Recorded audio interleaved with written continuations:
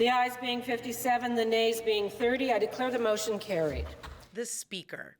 They play an important role at the Legislative Assembly of Ontario, enforcing rules and ensuring that business is conducted in an orderly and respectful manner in the House. I want to caution the member on our language.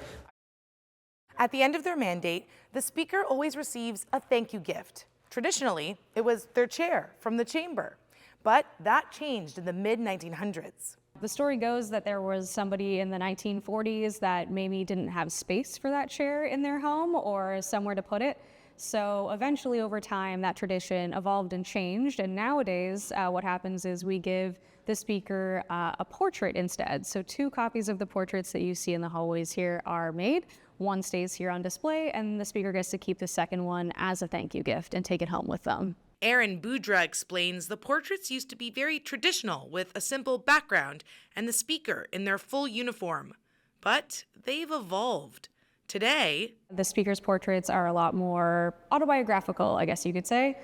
There's a lot more personal touches, different elements like family photographs or even just mementos that are important to the person.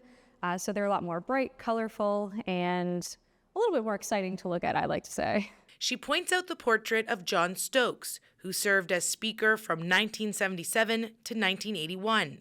His was painted by Lynn Donahue.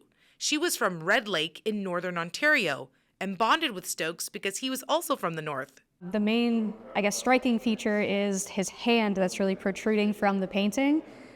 He was really proud of the ring that he was wearing, and the stone in his ring in particular is from his riding of Nipigon, so that green color was really important, and it kind of reflected the forests from the area that he would see when he was driving trains. And then she copied that green color in the background of the chair behind him, so it was sort of an ode to that. Let's take a look at another notable portrait, this one of Chris Stockwell. He was the Speaker from 1996 to 1999. And now there are 3 things specifically that I want to point out. First one is the overall vibe. You could tell it's more casual. He's sitting back in his chair, even has a little smile on his face, almost like he's chuckling. The second thing is that piece of paper in his hand. It shows the date April 2nd, 1997, which was the start of a 9-day filibuster that led to the amalgamation of the City of Toronto. And third thing is the family picture in the background. Which is kind of a fun moment because it was actually when he was living here, his family lived in the apartment with him. So his children that you see in the photo actually lived in the building with him in the Speaker's apartment, which is really fun. So he opted to include them in the painting with him.